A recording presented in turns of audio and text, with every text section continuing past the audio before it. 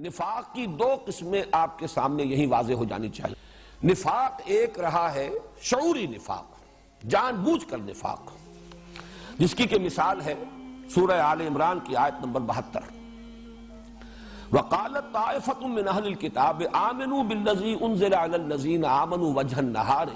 وَاكْفُرُوا آخِرَهُ لَعَلَّهُمْ يَرْجِعُونَ۔ یہ سازش تھی اہل کتاب میں سے کچھ لوگوں نے، یہود کی ایک گروہ نے، جماعت نے یہ طے کیا کہ بھائی ایسا کرتے ہیں،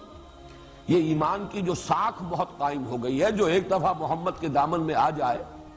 چاہے اس کے ٹکڑے کر دیے جائیں وہ وہاں سے ہلتا نہیں ہے، کسی طرح بھی اس تعلق کو توڑنے پر جو ہے آمادہ نہیں ہوتا، ہر شے جو ہے قربان کرنے کو تیار ہے۔ تو یہ جو ساکھ بن گئی ہے اس کو توڑنے کا ایک ذریعہ ہے اور ایک شکل ہے۔ صبح کے وقت ایمان کا اعلان کرو، بھائی ہم بھی ایمان لائے قرآن پر، محمد پر صلی اللہ علیہ وسلم، اور شام کو مرتد ہو جاؤ۔ اور میں اس میں اضافہ کر رہا ہوں کہ یقیناً وہ پورا دن حضور کی صحبت ہی میں گزارتے ہوں گے تاکہ لوگوں پر یہ اثر ڈالے کہ بھئی ہم تو بہت قریب جا کر دیکھا ہے، کچھ نہیں، دور کے ڈھول سہانے ہیں، دور سے اچھے لگتے ہیں، ہم تو دیکھیے ایمان لائے تھے، ہم گئے تھے ان کی محفل میں بیٹھے، انہیں قریب سے دیکھ لیا، کچھ نہیں، کوئی حقیقت نہیں، اس لیے واپس آ گئے۔ لعلہم یرجعون، اس سے ہو سکتا ہے کہ وہ بھی لوٹ آئیں، ان کے دلوں میں بھی کوئی نہ کوئی شبہ تو پیدا ہو ہی جائے گا کہ بھائی یہ بڑے سمجھدار لوگ تھے، بڑے ثقہ لوگ تھے، اور یہ آئے تھے بڑے خلوص کے ساتھ، اور یہ کچھ پورا دن بھر رہے ہیں محمد کی صحبت میں صلی اللہ علیہ وسلم، ضرور کچھ نہ کچھ دیکھا ہی ہوگا نا، آخر یوں تو انسان نہیں ساتھ چھوڑتا، تو کچھ نہ کچھ شبہ کچھ نہ کچھ لوگوں کے دلوں میں تو ہم پیدا کرنے میں کامیاب ہو جائیں گے۔ اب ظاہر بات ہے کہ اس کا تجزیہ کیجئے کہ جس شخص نے اس سازش کے طور پر اس نے صبح ایمان کا اعلان کیا اور شام کو مرتد ہونے کا اعلان کیا، تو چند گھنٹے جو اس نے گزارے ہیں قانونی اعتبار سے اسلام میں گزارے ہیں، لوگوں نے یہی سمجھا یہ مومن ہوگا، ایمان لے آئے، لیکن انہیں یہ معلوم تھا کہ ہم یہ سب کچھ محض دھوکہ دینے کے لیے کر رہے ہیں۔ گویا کہ ایمان کی کوئی رمق کسی درجے میں بھی ایک لمحے کے لیے بھی ان کے دل میں داخل تو کیا ہوتی، ان کے قریب بھی نہیں پھٹکی، اس لیے کہ انہیں معلوم ہے یہ سازش ہے، یہ بہروپ ہے جو ہم بھر رہے ہیں، کسی درجے میں بھی ہم ایمان نہیں لائے، یہ ان کے علم میں ہے۔ یہ ہے شعوری نفاق۔ جیسے کوئی ہندوستانی کوئی جاسوس وہ مسلمان بن کر آ جائے، اور اس کی خبریں آتی رہی اخبارات میں، آپ نے سنا ہوگا کہ کوئی جاسوس ہے اور وہ امام مسجد بن کر سال ہا سال تک کسی بارڈر کے کسی گاؤں کے اندر جو ہے سرحدی گاؤں میں وہ امامت کرتا رہا مسجد، بعد میں معلوم ہے جاسوس ہے۔ ظاہر ہے جو اس کام کے لیے آئے گا وہ تو پوری طرح تیار ہو کر آئے گا، ختنہ کرا کے آئے گا، قرآن یاد کر کے آئے گا، نماز سیکھ کر آئے گا، لیکن انہیں پتا ہے کہ ہم کیا ہیں، ہم ایمان نہیں لائے۔ یہ شعوری نفاق جو ہے، یہ واقعہ یہ ہے کہ یہ بہت کم اور بہت شاذ تھا۔ اکثر و بیشتر نفاق جو ہے وہ غیر شعوری تھا کہ لوگوں کو خود اندازہ نہیں ہوتا تھا کہ ہم منافق ہیں، وہ اپنے آپ کو سمجھتے تھے کہ ہم ٹھیک ٹھاک لوگ ہیں، ہم نے مانا ہے، البتہ یہ کہ کیا ضروری ہے کہ ہر بات مانی جائے، کیا ضروری ہے کہ ہر مرحلے پر جب پکارا جائے ہم حاضر ہو جائیں، کیا ضروری ہے کہ محمد کی ہر بات کو مانے صلی اللہ علیہ وسلم، بلکہ یہ کہ آخر دائیں بائیں دیکھ کر چلنا چاہیے، آگے پیچھے دیکھنا چاہیے، تحفظ جان و مال جو ہے وہ بھی ضروری ہے۔ اس اعتبار سے میں عرض کر رہا ہوں کہ مکی نفاق اس نوعیت کا تھا کہ جو لوگ ایمان لائے، اس لیے کہ پورے مکی قرآن میں صرف ایک سورہ عنکبوت ہے جس میں نفاق کا ذکر ہے، اور وہ ذکر آیا ہے آزمائشوں کے ذیل میں۔ سورہ عنکبوت کا آغاز ہی ہوتا ہے، وہ بھی الف لام میم سیریز کی صورت ہے، الف لام میم احسب الناس ان یترکوا ان یقولوا آمنا وهم لا یفتنون ولقد فتنا الذین من قبلهم فلیعلمن اللہ الذین صدقوا ولیعلمن الکاذبین۔ کیا لوگوں نے یہ سمجھا تھا کہ صرف یہ کہنے سے کہ ہم ایمان لے آئے چھوٹ جائیں گے، نجات ہو جائے گی، اور انہیں آزمایا نہ جائے گا، انہیں بھٹیوں میں سے گزارا نہ جائے گا، انہیں امتحان اور ابتلا کی کٹھالی میں سے گزرنا نہیں پڑے گا؟ حالانکہ ہم نے تو ان سے پہلے جو بھی آیا اس کوچے میں جس نے ایمان کا دعویٰ کیا ہم نے اسے آزمایا، وَلَقَدْ فَتَنَّا الَّذِينَ مِن قَبْلِهِمْ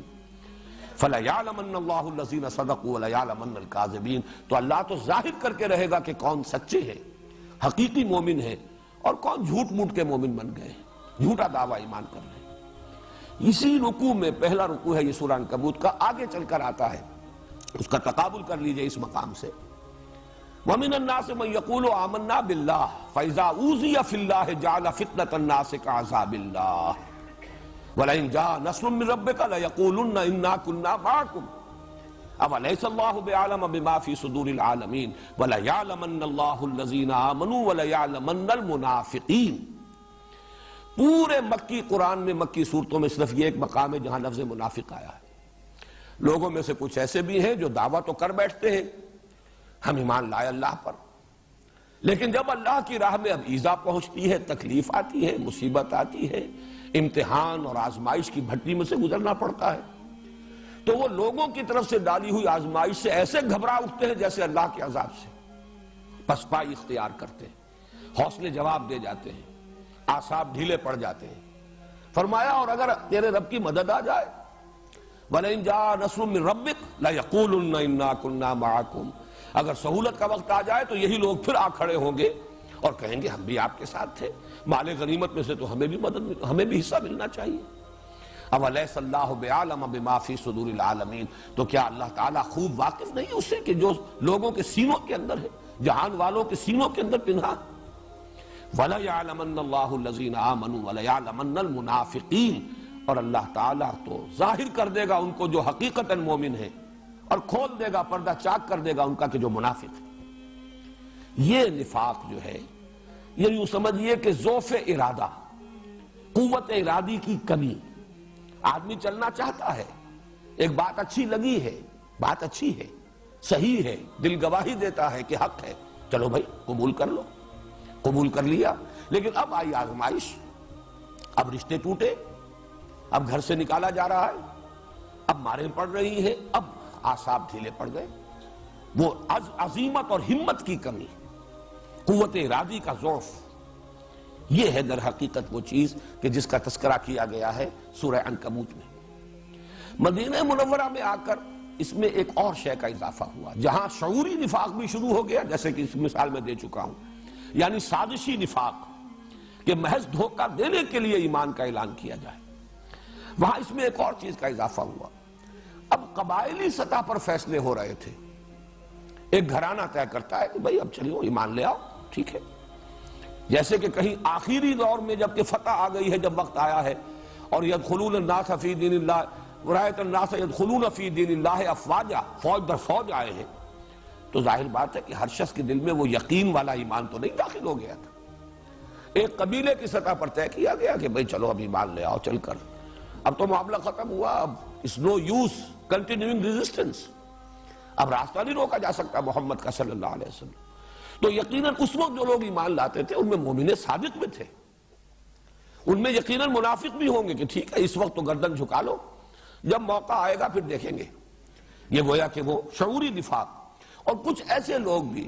کہ جنہوں نے ٹھیک ہے بھئی سب بات تو اچھی ہے، چلو کوئی غلط بات تو ہے نہیں، بات تو ٹھیک ہے، دل گواہی دیتا ہے، فطرت کی بات ہے، ایمان لے آؤ۔ یہ لوگ کسی سنجیدہ فیصلے سے، انفرادی سطح پر سنجیدہ فیصلہ، سوچا سمجھا فیصلہ، یہ اور شے ہوتی ہے، اور ایک اجتماعی فیصلہ، ایک برادری کی سطح پر فیصلہ، ایک قبیلے کی سطح پر فیصلہ، اس میں شامل ہو جانا یہ دوسری بات ہے۔ اب ظاہر ہے کہ جب راستے کے اندر اب تکلیفیں آئیں گی، مصائب آئیں گے، تو پھر قدم ڈگمگائیں گے۔ تو یہ بھی ایک نفاق کی شکل تھی کہ جو مدینہ منورہ میں پیدا ہوئی۔ وہ سورہ حجرات کی آیت ذہن میں لے آئیے، قالت الاعراب آمنا قل لم تؤمنوا ولكن قولوا اسلمنا ولما يدخل الايمان في قلوبكم وان تطيعوا الله ورسوله لا يلدكم من اعمالكم شيئا ان الله غفور رحيم۔ یہ بدو کہتے ہیں ہم ایمان لے آئے، اے نبی ان سے کہیے تم ایمان نہیں لائے ہو، صرف یہ کہو کہ ہم مسلمان ہو گئے، ہم نے اطاعت قبول کر لی، ہم اسلام لے آئے، اور ابھی تک ایمان تمہارے دلوں میں داخل نہیں ہوا، لیکن اگر تم اللہ اور اس کے رسول کی اطاعت کرتے رہو گے، یعنی اگر دھوکہ تمہارے پیش نظر نہیں ہے، چاہے ایمان حقیقتاً ابھی دل میں داخل نہ ہوا ہو، لیکن اگر اطاعت کرو گے یہ ایمان بھی دل میں داخل ہو جائے گا، اس لیے کہ عمل سے بھی ایمان پیدا ہوتا ہے، اور اللہ تمہارے اعمال کے اجر و ثواب میں کوئی کمی نہیں کرے گا۔ لیکن جان لو حقیقی مومن کون ہے، انما المؤمنون الذین آمنوا باللہ ورسولہ ثم لم یرتابوا وجاہدوا باموالہم وانفسہم فی سبیل اللہ اولئک هم الصادقون۔ حقیقی مومن تو وہ ہے جو ایمان لائے اللہ پر اور اس کے رسول پر، پھر شک میں ہرگز نہیں پڑے اور انہوں نے جہاد کیا اللہ کی راہ میں، کھپا دیے اپنے مال بھی اور اپنی جانیں بھی. صرف یہی ہے سچے مومن. تو یہ ہے در حقیقت نفاق کی مختلف صورتیں. کسی بھی نئی دعوت کے رد عمل میں، بالخصوص جبکہ وہ دعوت انقلابی ہو، تو 3 طرز عمل لازماً پیدا ہوں گے، ہمیشہ ہوئے ہیں اور آئندہ بھی ہمیشہ ہوں گے. ایک وہ لوگ جو اس دعوت کو اس کی فیس ویلیو پر قبول کرتے ہیں، کھلے دل کے ساتھ، پوری ہمت کے ساتھ، جرات کے ساتھ. بات صحیح ہے لہذا ہم قبول کرتے ہیں، اور قبول بھی کرتے ہیں اس انداز میں کہ ہر چہ باد آباد، ماں کشتی دراب انداختے، اب جو ہو سو ہو.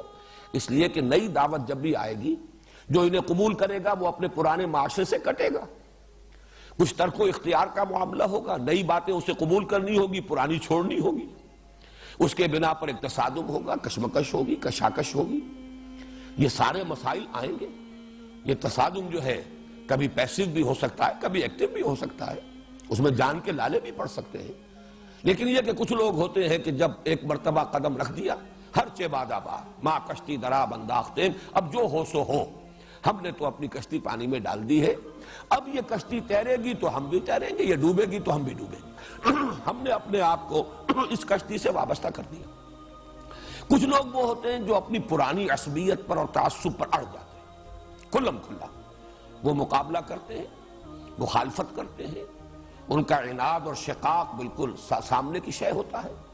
سامنے سے وار کرتے ہیں، راستہ روکنے کی ہر ممکن کوشش کرتے ہیں. یہ دوسرا طرز عمل، یہ دوسرا رد عمل لازماً ہوگا. جن کے اندر سابقہ جو بھی عقائد ہیں، نظریات ہیں، ان کے ساتھ عصبیت ہے، پختگی کے ساتھ وہ اس پر جم جاتے ہیں، نئی بات کی مخالفت کریں گے. ایک بین تیسرا طبقہ بھی ہوتا ہے. انہیں نئی بات اچھی تو لگتی ہے، لیکن اچھی بات کو قبول کر کے اب اس کے نتیجے میں جو وہ کشاکش پیدا ہوئی، اب کچھ چھوڑنا پڑ رہا ہے، کچھ نئی چیزیں اختیار کرنی پڑ رہی ہیں، پرانی دوستیاں ٹوٹ رہی ہیں، پرانی رشتہ داریاں ختم ہو رہی ہیں، گھروں میں اب کشاکش شروع ہو گئی ہے، تصادم ہے. اس میں وہ ثابت قدم نہیں رہ پاتے اور وہ مذبذب ہو کر رہ جاتے ہیں. لا الہ ہؤلاء ولا الہ ہؤلاء مذبذبین بین ذالک.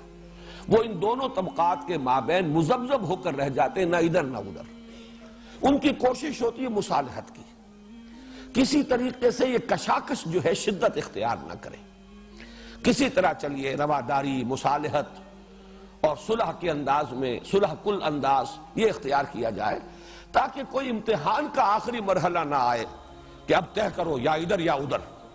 اس سے بچنے کے لیے ان کی کوشش ہوتی ہے کوئی مفاہمت ہو جائے، کچھ گیو اینڈ ٹیک ہو جائے، کچھ ادھر کی مان لی جائے، کچھ ادھر کی مان لی جائے، خام خواہ کا زیادہ تصادم اور کشاکش نہ ہو. اصل میں تو ان کے پیش نظر ہے اپنا تحفظ،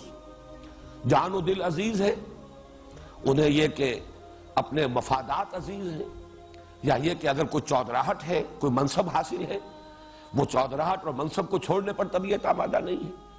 لیکن نام وہ لیں گے صلح کا، مصالحت کا، رواداری کا. دونوں باتیں جو ہے وہ ماننی چاہیے. یہ تیسرا طبقہ جو ہے ہر دور میں رہا ہے، اور ہمیشہ جب بھی کسی معاشرے میں کوئی نئی دعوت سامنے آئے گی، بالخصوص جو انقلابی ہو، یعنی ایک ایسی دعوت بھی ہو سکتی ہے جو صرف ایک علمی اور فکری ایک خیال ہے، ایک نظریہ ہے، جس کا اس ملک میں، اس علاقے میں جو نظام قائم ہے اس پر کوئی اثر نہیں پڑتا. وہ ایک طرح کا کلٹ ہے، وہ ایک طرح کا نظریاتی سا بس معاملہ ہے، اسکول آف تھاٹ ہے. لیکن ایک یہ ہے کہ جس سے کہ نظام پر زد پڑ رہی ہو، نظام کہنا کے پاس بانو، یہ معرض انقلاب میں ہے. جب انقلابی دعوت آتی ہے تو وہاں ظاہر بات ہے کہ کشاکش شدید ہوگی، پولرائزیشن کہہ لیجئے وہ بہت ہی واضح ہوگا، نمایاں ہوگا. جیسا کہ میں نے عرض کیا، کچھ لوگ ہر چہ باد آباد کے انداز میں اس کو تسلیم کریں گے، قبول کریں گے. کچھ لوگ صریح اور کھلم کھلا مخالفت اور دشمنی پر اڑ جائیں گے، اور کچھ لوگ یہ بیچ کے طبقات میں ہوں گے. چنانچہ مکی دور میں بھی ایسا ہی ایک کردار ہے. ویسے تو ظاہر بات ہے کہ میں نے یہ اس سے پہلے آخری جو حصے کے درس میں دے چکا ہوں، ریکارڈ ہو چکے ہیں، میں تفصیل سے بیان کیا ہے. ایک کردار ابو جہل کا تھا، کھلم کھلا معاند، سامنے سے حملہ کرنے والا. ایک کردار ابو لہب کا تھا، ہر خیر سے، ہر خوبی سے بالکل خالی. ایک ولید بن مغیرہ کا تھا. ولید بن مغیرہ جو ہے مصالحت، مفاہمت،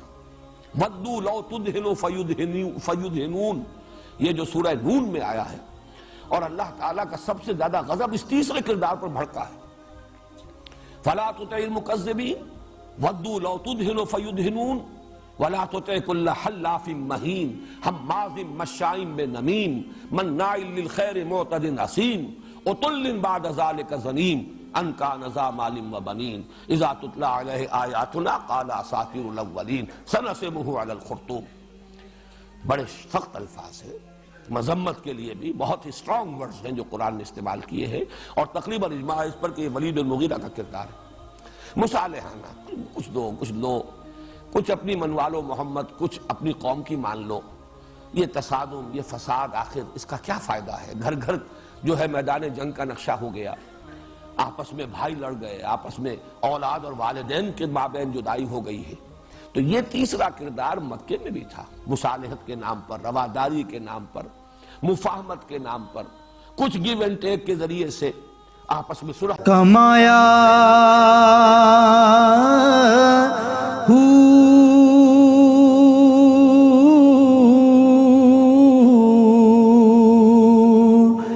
نام بھج مسیتی